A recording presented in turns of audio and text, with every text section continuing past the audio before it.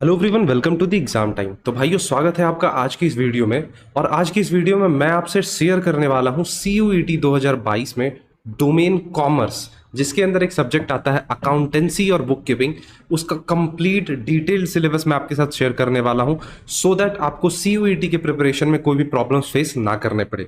सो अगर आप हमारे चैनल पर नए हो तो चैनल को सब्सक्राइब करो, क्योंकि इस चैनल पे सीयूईटी को लेकर हर एक अपडेट्स, साथ ही साथ स्टडी मटेरियल्स अपलोड होते रहते हैं। सो स्टार्ट करते हैं आज के इस वीडियो को। तो यार देखो, यहाँ पे सबसे पहले आज का जो हमारा डोमेन होने वाला है वो है अकाउंटेंसी। आपके कॉमर्स सब्जेक्ट, आपके कॉमर्स स्ट्रीम का एक पार्ट है ये। इसके अंदर हम लोग डिटेल सिलेबस डिस्कस करने वाले हैं।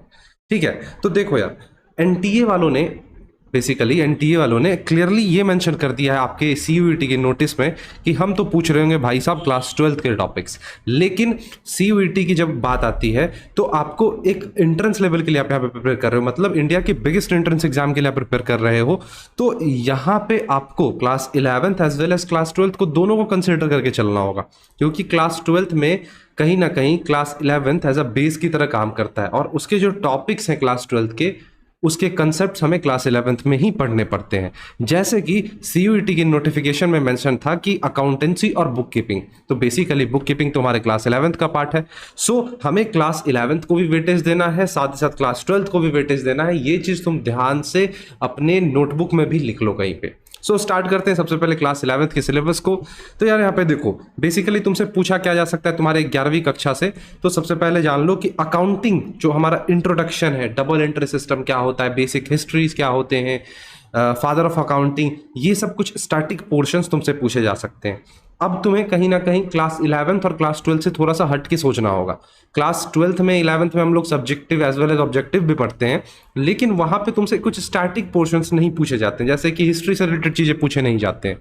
फादर ऑफ अकाउंटेंसी कौन थे, उनकी बुक कौन सी रही थी, कब उन्होंने बुक दिया था, कौन सी सिटी के रहने वाले थे, ये सारी बातें। तो इन सब पे भी तुम्हें ध्यान देना होगा। फिर यहाँ पे हम देखेंगे meaning and scope of accountancy. अब देखो, क्लास 11th को कहीं ना कहीं तुम्हें इंपॉर्टेंस देना होगा, क्योंकि मैक्सिमम बच्चे क्लास 11th में गलती ये करते हैं कि वो उन्हें वैल्यू नहीं देते हैं क्लास 11th को। जैसे तैसे पढ़ लेते हैं, पास कर जाते हैं, और वो अपने कह सकते हो अपने एक्शन में कब आते हैं, क्लास 12th में आते हैं। तो क्लास 11th को भी कहीं ना कहीं तुम्हें टाइम तो यार देना ही होगा। चलो उसके आगे बात करते हैं accounting concepts, conventions and principles. तुमने प्रिंसिपल्स वगैरह पढ़ा होगा, कन्वेंशंस पढ़ा होगा, रिवेन्यू कंसेप्ट्स हो गया, अक्रूवल कंसेप्ट्स हो गया, इन सब की यहाँ पे बात हो रही है। तो उनसे कुछ थ्योरेटिकल क्वेश्चंस ऐसे निकल सकते हैं जो कि कहीं ना कहीं तुम्हें एग्जाम्स में फंसा देंगे, तो उस पर तुम्हें ध्यान देना है। फिर बुक कीपिंग की बात करें तो बुक कीपिंग के बेसिक इंट्रोडक्शंस तुम्हें देखने होंगे। अकाउंटिंग स्टैंडर्ड जो होते हैं AS29, AS28, AS5, AS7, इन सब की यहाँ पे बात हो रही है। उसके कंसेप्ट्स हो गए, ऑब्जेक्टिव्स हो गए, बेनिफिट्स हो गए, इन सबको तुम्हें क्लियरली पढ़ना होगा। आगे बात कर लेते हैं basic accounting procedures and journal entry. अब यहां से देखो, बेसिक चीजें तुम्हें पढ़नी है। क्लास 11th में तुम क्या करते थे, जर्नल एंट्री के बड़े बड़े फॉर्मेट बनाते थे, स्केलेस लाइन खींचते थे, एकदम पूरा सब कुछ पूरे नोटबुक में तैयार करते थे। एंट्रेंस एग्जाम में यहां तुम्हें कुछ भी ऐसा नहीं करना है, जस्ट तुम कोर कंसेप्ट को रिवाइज करो। उसके थ्योरेटिकल लाइंस जो दिए रहते हैं बुक्स में, तुम्हारे क्लास 11th और क्लास 12th के जो बुक होते हैं उसमें जो लाइंस दिए हुए थे उसको रीड आउट करो, तुम्हारा चैप्टर वहीं कंप्लीट हो जाएगा। क्योंकि तुमसे यहाँ पे जर्नल जैसे चैप्टर से, लेजर जैसे चैप्टर से प्रैक्टिकल करने नहीं बोलेगा, बेसिकली तुमसे थ्योरेटिकल क्वेश्चंस वहां से पूछे जाएंगे। जैसे कि जर्नल में कितने कॉलम्स होते हैं, ये तो नहीं पूछेगा, लेकिन इस टाइप के क्वेश्चंस बन सकते हैं। ठीक है, गोल्डन रूल्स वगैरह जो होते हैं बचपन में जो हम लोग पढ़ा करते थे, वो सारी बातें यहाँ पे हो रही है। साथ ही साथ लेजर से कुछ बातें तुमसे पूछी जा सकती है बैलेंसिंग को लेकर। ट्रायल बैलेंस से तुमसे पूछा जा सकता है। फिर यहाँ पे तुम्हें वेरियस टाइप्स के जो एरर्स होते हैं, रेक्टिफिकेशन, यहाँ पे एक टॉपिक रह गया, रेक्टिफिकेशंस ऑफ एरर्स, उसको भी तुम्हें कहीं ना कहीं मानकर चलना होगा।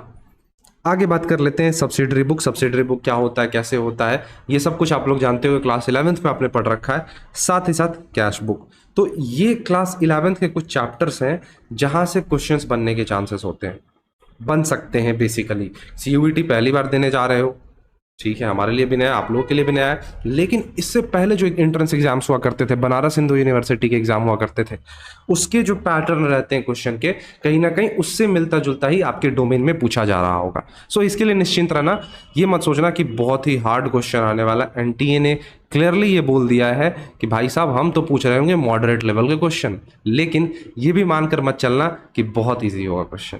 ठीक है, सो नेक्स्ट स्लाइड की तरफ मूव ऑन करते हैं, देख लेते हैं जरा ध्यान से। कुछ और भी पोर्शंस हैं जो कि तुमसे पूछे जा सकते हैं क्लास 11th के अंतर्गत, जैसे कि capital and revenue receipts. Capital items कौन कौन से होते हैं, capital expenditure, capital receipts, revenue expenditure, revenue receipts. फिर बेसिकली तुमसे कंटिंजेंट असेट, कंटिंजेंट लायबिलिटीज के बारे में, rectification of errors, bank reconciliation, depreciation and bills of exchange. अब तुम्हें समझना ये होगा, बिल्स ऑफ डेप्रिसिएशन से तुमसे जो अलग अलग मेथड्स होते हैं, दो मेथड्स तुमने क्लास 11th में पढ़ा था, ध्यान से सुनना। दो मेथड्स तुमने पढ़ा था, बेसिकली रिटर्न डाउन और एक जो हमारा फिक्स्ड रहता है। लेकिन थियोरिटिकल पोर्शन से अगर तुम डेप्रिसिएशन को समझो तो तुम्हें इसमें 8 से 9 मेथड्स पढ़ने होते हैं। एक बात बताऊं तुम्हें, ये जो मेथड्स हैं पहले दूसरे को छोड़कर, रिटर्न डाउन और फिक्स्ड को छोड़कर, बाकी सारे मेथड्स धोखा है तुम्हारे लिए। जस्ट उससे तुम्हें रीड आउट करना है, कुछ थियोरिटिकल बातें समझनी है, उसकी बात खत्म, उसको लर्न कर लेना। हो सकता है क्वेश्चंस तुमसे पूछ लिया जाए। फिर बैंक रिकंसिलेशन स्टेटमेंट से तुमसे न्यूमेरिकल पूछा जा सकता है सीयूईटी के अंदर, क्लियर है। फिर जो हमारा रेक्टिफिकेशन ऑफ एरर है, उसमें जो अलग अलग टाइप्स के एरर दे रखे होते हैं, उससे तुमसे क्वेश्चंस निकल सकते हैं, छोटे छोटे क्वेश्चन जो कि कहीं ना कहीं तुम्हें फंसा सकता है। तो इस बात का यार ध्यान रख लेना तुम यहाँ पे। तो ये तो हो गई बात क्लास 11th की। अब बात कर लेते हैं अपने क्लास 12th की, जो कि कहीं ना कहीं मोस्ट इंपॉर्टेंट है, और हमें तो चलना है भाई साहब ऑफिशियल नोटिस के अकॉर्डिंग ना। तो क्लास 12th की बात करें, जो कि तुमने अभी फिलहाल जस्ट पढ़ के आया है या फिर पढ़ रहे हो तुम अभी, इसमें क्या क्या हमें पढ़ना है तो ध्यान से सुनना। इसे मैं बता रहा हूं क्लियरली। पार्टनरशिप पढ़ लोगे इससे। पार्टनरशिप में क्या क्या पढ़ना है सर जी? वैल्यूएशन ऑफ गुडविल हो गया, change in PSR, admission of partner, retirement and dissolution. Basically हमें यहाँ से यहाँ तक पढ़ लेना है पार्टनरशिप। जो तुम्हारी बुक चलती है, डीके गोयल अगर तुम यूज करते हो, टीएस ग्रेवाल यूज करते हो, उससे तुम रिवाइज कर सकते हो। ये हो गया, कंसेप्ट तुमने बना लिए। मोस्ट इंपॉर्टेंट चीज, क्वेश्चंस करना बिल्कुल मत भूलना। कंसेप्ट तुम ऑलरेडी क्लास 12th में बना रहे हो, लेकिन तुम फंस कहाँ सकते हो? एमसीक्यूज में। तो ध्यान से क्वेश्चंस प्रैक्टिस करते रहना, सो दैट तुम एक एज पे जा सको। बात कर लेते हैं shares and debenture and NPO की। एनपीओ तो कोई खास इंपॉर्टेंट नहीं होगा मुझे जहां तक लगता है, लेकिन शेयर्स एंड डिवेंचर्स एक इंपॉर्टेंट रोल प्ले कर सकता है तुम्हारे क्लास 12th के अकाउंटिंग में सीयूईटी के अंदर। ये तो हो गई बात class 11th and class 12th की। लेकिन कुछ मिसलिनियस टॉपिक हैं जिसके चांसेस हो सकते हैं कि तुमसे पूछ लिया जाए, एक दो छोटे छोटे क्वेश्चंस बन जाए। कंफर्म नहीं है कि बन ही जाएगा, या फिर ये भी नहीं बोल सकते हो कि नहीं ही आएगा, कुछ भी नहीं कह सकते हैं, क्योंकि इस साल जो ये एंट्रेंस एग्जाम होने जा रहा है, ये पहली बार होने जा रहा है सीयूईटी इतने बड़े लेवल पे।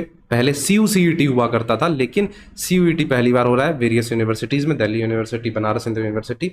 तो यहाँ पे कहीं ना कहीं तुम लोग टेस्टिंग मोड में हो, ठीक है। ये बात हो सकता है तुम्हें हिट करे, लेकिन तुम लोग रियलिटी है टेस्टिंग मोड में हो। तुम्हें क्या कैसा पैटर्न वहाँ पे देखने को मिलेगा ये कोई भी अभी फिलहाल नहीं बोल सकता।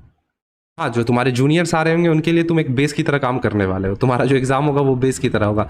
लेकिन फिलहाल मानकर चलो कि तुम्हारा इस साल जो है ये टेस्टिंग मोड है, तो हर एक चीज़ तुम्हें बहुत ही अच्छे तरीके से और बहुत प्रिसाइजली पढ़कर जाना होगा कम टाइम में, सो दैट तुम वहाँ पे जाके ना फंसो, ठीक है। तो ये hire purchase, royalty account, branch account. अब मैं ये नहीं बोल रहा हूं कि इन 3 चैप्टर्स के तुम प्रैक्टिकल्स करने बैठ जाओ, इनसे तुम्हें बेसिकली थोड़ी थोड़ी चीज़ें निकालनी है। जैसे कि हायर परचेज सिस्टम में वेंडर कौन होता है, कैसे कैसे ओनरशिप ट्रांसफ़र होती है हायर परचेज सिस्टम में, रॉयल्टी अकाउंट के बारे में, ब्रांच अकाउंटिंग के बारे में, जो होते हैं ना, कहते हैं ना कि जस्ट एक इंट्रो ले लेना। मूवी होती है, फुल मूवी देखने के लिए नहीं बोल रहा हूँ मैं यहाँ पे, तुम जस्ट ट्रेलर देख लो भाई साहब इसका, इन 3 चैप्टर्स का। नहीं आता है बहुत अच्छी बात है, आ जाता है तो तुम उस सिचुएशन में इसे टैकल कर लोगे। तुमसे डिटेल में नहीं पूछा जाएगा, जस्ट छोटे छोटे क्वेश्चंस तुमसे पूछ लिए जाएंगे। पूछा जा सकता है कि ओनरशिप जो होती है, गुड्स की ओनरशिप, वो कब ट्रांसफर होती है। पोजीशन तो पहले बार ही ट्रांसफर हो जाता है हायर परचेज में, लेकिन जो ओनरशिप होती है वो लास्ट इंस्टॉलमेंट मिलने के बाद ही ट्रांसफर होती है। तो ये सारे कुछ छोटे छोटे क्वेश्चंस तुमसे पूछे जा सकते हैं इन मिसलिनियस टॉपिक्स में से। क्लियर है यहाँ तक? मेरी बातें तुम्हें समझ आ रही हैं या नहीं आ रही हैं, जल्दी से बताओ। तो इन 3 चीज का तुम्हें ध्यान रखना। ये स्लाइड्स तुम स्क्रीनशॉट ले लो, इसके पीडीएफ मैं टेलीग्राम ग्रुप में दे दूंगा। टेलीग्राम ग्रुप का जो लिंक है डिस्क्रिप्शन में मैंने डाल रखा है, वहां से जाके ज्वाइन कर लो। वहां पर वेरियस अपडेट्स तुम्हारे डोमेन को लेकर, साथ ही साथ सेक्शन ए को लेकर और सेक्शन 3 जनरल टेस्ट को लेकर मिलते रहेंगी, स्टडी मटेरियल्स भी।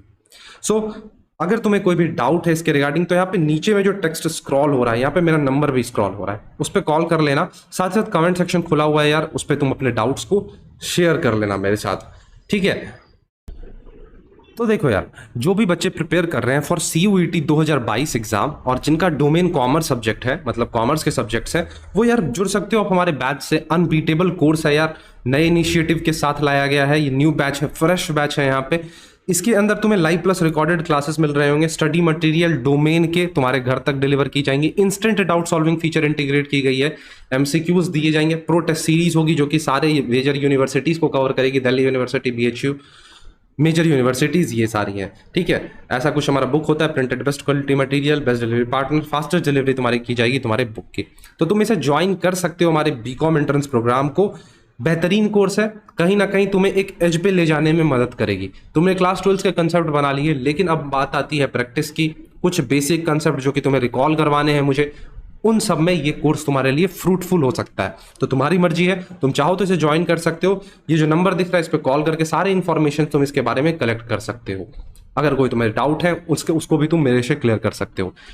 परचेज लिंक डिस्क्रिप्शन में है, जाके तुम ज्वाइन कर सकते हो, ठीक है। और उसके बाद तुम इस कोर्स को एंजॉय कर सकते हो और अपने स्टडी को नेक्स्ट लेवल पर ले जा सकते हो।